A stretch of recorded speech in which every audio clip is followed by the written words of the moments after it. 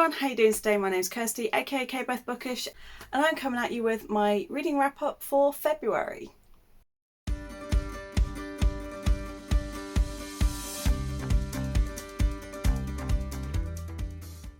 Honestly, I don't know why I'm smiling quite so much, because if I am being perfectly honest, February 2 years in a row now has not been my favourite month. It's just been a bit, yeah. Quantity, it's been great. I read a lot. Quality, not so. In February, I took part in 3 different readathons. All of them were like short ones. And so I'm going to sort of do it, start on my DNFs, then do non-readathon books and then readathon books, and look at it that way instead of the usual kind of ways that I like to do it. So for DNFs, the first one that I DNF'd was The Foxglove King by Hannah Witton. I have picked this book up twice now, and there is something about it. I don't know what it is, but there is just something about it I cannot get on with. And so I have decided to DNF. Then I DNF'd an arc that I was really excited for, which was The Bride of Death. It wasn't that there was anything sort of offensively wrong with it. It was just a little bit jumpy. I seem to keep finding books and manga lately where the timeline seems to just be they just seem quite jumpy and all over the place. And I don't know, I'm struggling to get books that have a really solid plot as well as characters. And yeah, I just wasn't enjoying the plot, I wasn't enjoying the characters, but the writing itself was great, so I will look out for more of this author's work. Just this one didn't work for me. Then we had First Blade by Jane Hinchy. This one for me from the first chapter was an immediate, I'm not going to get on with the writing, I didn't like the characters, and I DNF'd it by chapter 2. It wasn't for me. And then the final DNF that will also be very briefly mentioned again in a little while was The Unhoneymooners by Christina Lauren. This was DNF'd halfway through. I just hit a point where I was like, I cannot read this anymore. It's absolute trash and rubbish and I hate everything about this book. Why am I still reading it? So I put it down and I don't regret it. I did 1 month-long readathon and 3 shorter ones. The month-long one was the Lady Readathon by Lady Readathon, and I have the bingo boards in front of me. I haven't yet coloured them in, but I will go through them. On the TBR that I did for it, the only book I didn't get to was The Cat Who Taught Zen, something like that. Every other book I got to. It was all manga as well, I did all of these. And most of them were in one day. So we have Cat on the cover. Masterful Cat is depressed again today 1. Translated book. The Masterful Cat is depressed again today 2. Cat as a character. The Masterful Cat is depressed again today 3. Book with illustrations. The Masterful Cat is depressed again today 4. 4 or more words in the title. A Man and His Cat, Volume 1. Cat in the title, Cat plus Gamer, Volume 2. And quick read, Cat plus Gamer, Volume 3. I also did Ex-Yakuza and Stray Kitten, Volume 2. And I did The Masterful Cat is Depressed Again Today, Volumes 5 and 6.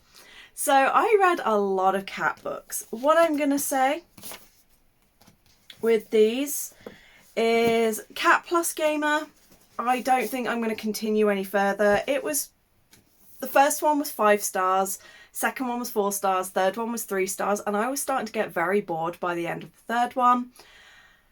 There's not really any plot, there's not really any sort of character stuff. It just seems to be the same thing repeated over and over and over again. It needs more than it currently has to keep my interest, and the gaming references only go so far before it starts to get to a point where it's like, can we have something extra? So yeah, I have been enjoying it, but as I said, the more I'm reading it, the more bored I'm becoming, and I'm starting to lose interest. However, Stray Kitten, Ex-Yakuza and Stray Kitten, I started off not really interested in this one, and by the second book, I'm obsessed.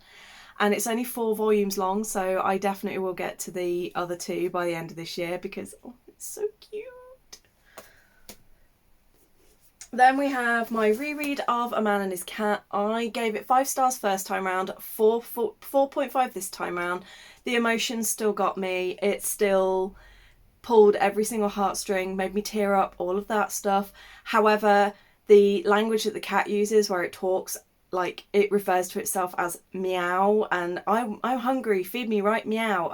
It got so annoying and tedious. But the rest of it was incredible and beautiful and wonderful, and I recommend everybody read it.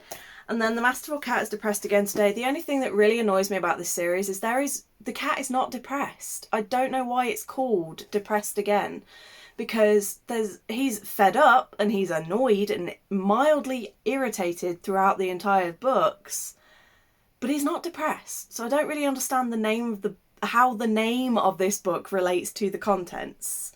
However, the series is so good. It's just getting better with every single volume, and there's just enough side plots and things to make it not fall into the same trap as Cat Plus Gamer. And even though there's a lot of similarity stuff and a lot of repetition, it's good. And they're starting to bring in new characters, which is then interweaving, and you can really start to see the characters building these friendships and relationships, and it's just so good. It's definitely, every single volume is either 4 or 5 stars for me, and I've been absolutely loving it. So that was the Cat Lady Readathon, and I'm so happy I found it. I've still got a lot more that I can read for future rounds, so I will be doing it again, so watch this space. Then we had the first of the short readathons, and this was the 24-hour Faes and Gays readathon, to which I do have a vlog, so if you want way more in-depth analysis of these books and what I thought, please go check that out. But for that, I read A Psalm for the Wild Built by Becky Chambers and gave it 4 stars. It was a very positive spin on a dystopian future, which you don't really get a lot. Dystopia tends to be very negative. And whereas this actually looked at the dystopic event and sort of focused on the good things that came out of it, it was a book that focused on humanity, life, what it means to have a purpose and what it means to be human and what are we needing. And I did have a great time reading this. There were 1 or 2 issues, but that's me coming from an ecology standpoint, and it kind of felt a little bit textbooky at times. But I did have a great time, and I definitely want to read the second one. And it has got me interested in Becky Chambers' writing. And then the other book that I read for that 24-hour vlog was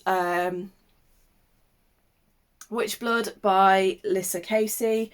Trigger warning for rape and sexual assault, because it goes pretty heavy with that topic, especially in the opening chapter. And I just had a really good time with it. I really liked watching the relationship between the 2 characters, and I can definitely see this being a world that I continue reading in the future and enjoying.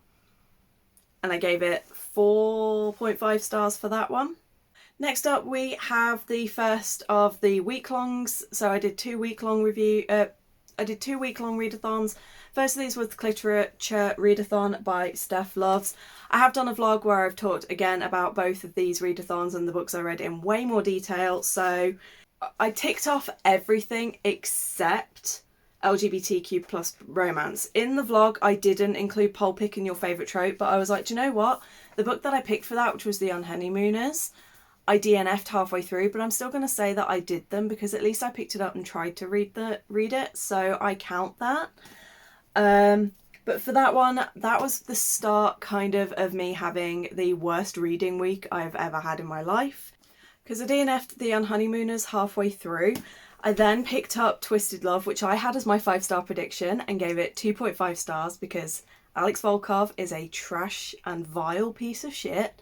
And it went from being an okay, good read to what the hell am I reading? Why is this man not in prison? And why is she not running screaming for the hills? And the singing scene. If you know, you know. But what the hell was that? Nothing about this book was redeemable for me, except for one character who is the central character in the next book in the series, and I have been assured and begged to read the next book in the series because apparently it redeems this trash. And then I was like, well, I'm not having the best of luck. So while I was out in town, I picked up a book thinking maybe this one will redeem it, and it was another 2.5 stars, and that was Zora Books' Her Happily Ever After by Taj McCoy. I wanted to love this. It had so many elements in it that I would have loved. It had plus size rep, it had BIPOC rep, it had a character who is a business owner running her own bookshop, and she is a badass slay in it. But it just had really poor characters. The writing was so repetitive, and as I said in the vlog, we spent more time in this book having descriptions of the food she was eating, the clothes she was wearing, and spent more time in what she was doing than actually in with the relationship, building the characters and building up the relationships. So yeah, and then I feel like the blurb, basically you don't need to read the book because the blurb already tells you what you need to know. By the time I finished this, it was Saturday and I was just so done with reading books that were letting me down. So yeah. And then a couple of those were crossovers between the Thighs Readathon and Cliterature Readathon. So for Thick Thighs, I ticked off every single one, which is awesome. For LGBTQIA plus rep, I read Manly Appetites, which unfortunately again was a 2.5 star. It was a manga where one of the office workers loves to feed the other one, but the other one's a bit of a grump and is always like, why is he doing this? But again, it was one of those, the chapters were so short, there wasn't really any kind of flow and logical storyline that I could get from it. I don't mind slice of life and snapshot manga, but when it gets to the point where there's no logical timeline or storyline or any rhyme or reason to what's going on in the book, takes away my enjoyment. And also by the end of the first volume, there was no established relationship or even close to an established relationship. And I was just like, what did I just read? Why am I wasting my time on this? So unfortunately that one was another one that was a 2.5. BIPOC author was Zora Books' Her Happy Ever After. Graphic novel, I read Raukun Notices Me, and this one was 3 stars. It was cute, it was fluffy, but it was ultimately forgettable, didn't leave a lasting impact. And I also really didn't like the attitudes of pretty much everyone around this couple. Were just like, well, what's he see in her and what does she see in him? And nobody, other than those two, there was no positivity anywhere in this manga. And it was kind of just like, cool, so we're just shitting on fat people now. Great. And it was another one where it wasn't always logical or sensical. And then non-romance, this was the redeemer for the readathon, which was Embrace Your Size. And this one was a memoir / a sort of motivational book about being plus size, especially in Japan. And while I did really enjoy, certainly at the start where it was talking about her life experiences and growing up, it did start to get extremely repetitive from about the halfway point. And also there were 3 chapters where literally the whole chapter was just her reflecting. Like there was Hairspray. We just got a play-by-play of what the film is. And I get it, but at the same time, it could have just done with, instead of being an entire chapter all about what the film is about, it could have just been 2 pages with a little summary. And I just felt that once we hit that part of the book, so it was 3 chapters in a row where she was talking in depth about a specific film, and it wasn't what I was expecting, and I did find that I was losing interest. But I will say that this book has now got me to start looking up more fashion inspiration for my size range, because I do get very self-conscious about my weight, and I also, due to comments and things that I've experienced in the past, I'm scared to try new things with fashion. But now I'm like, do you know what? Maybe it's time to actually start pushing myself out of my comfort zone, which I started doing last year with my outfit that I wore to the K-pop concert, where I felt incredible. But now I want to start embracing that confidence every day, and not just when I'm around people dressing the same, and to feel confident in wearing what makes me feel comfortable. And fuck the haters, basically. So yeah, that was it for all of the readathon reads. And then I think there's only one that I've read outside of a readathon. Two. And then I started The City of Stardust by Georgia Summers, but I didn't finish it. I only got the first chapter done. And I read a few extra chapters in Dark Shade of Magic reread that I'm doing. And I listened to a couple more chapters of the Dream Thieves, which is the second Raven Cycle book. So all of those are still in progress and are going to carry over. And then the only things that I read other than that I completed were Spy Family Volume 2. I read this for my game and I gave it 4 stars. Absolutely loved it. It was funny and I love the dynamics with this family. And if you haven't read it, please do. It's so good. And then a non-fiction which is called Thrive Where You're Planted. And it's basically a guided journal to help you explore your local area, reconnect with nature, but without having to, go out and do loads of strenuous activities. And it's just a very gentle journal to get you to think about bird calls and what sort of leaves and stuff are outside. And it was just a really nice, easygoing therapeutic journal that I'm going to be working on through the year. And yeah, I'm pretty sure that is it for February. So like I said, I did get a lot of stuff consumed. But I'm starting to feel a bit of burnout because maybe I think I've read too much. And there is a discourse about that where it's like, can you read too much? And I think I'm falling into the thing of, yes, you can. Because I'm finding that I'm so oversaturated with, like, certainly the manga. When I stop and think about it, I'm like, I already can't remember most of what I've read. Whereas when I read less, I tend to remember more and I tend to sort of feel more about things for longer. So I definitely think March is going to be a bit of a slower month, which is hilarious considering I have a 20+ book TBR. But yeah, like I said, I did quantity wise, I've read a lot this month. Quality wise, it's been very mid. The manga, it's been great, but my novels have been terrible. And I can feel that I am slowly going into a bit of a slump and I am struggling with my reading. So I'm definitely going to continue to try and read this month, but I think it might be a reread some favourites or try something that's very, very different to what I've been reading throughout February. Maybe stay away from romances because it seems to be romance right now that is letting me down when the last couple of years romance has been my go-to. So maybe I just need to go back into fantasy because it's been a while and I've been neglecting it. Who knows? That is it for me for February. I hope your reading month went significantly better than mine. Let me know in the comments what you got up to and what books you enjoyed or even didn't enjoy. Share with me how your month went. I hope you have a great March for your reading. And yeah, I hope you're all good. I hope you're staying safe. Don't forget to like and subscribe for more content and I will see you guys on the next one. Bye.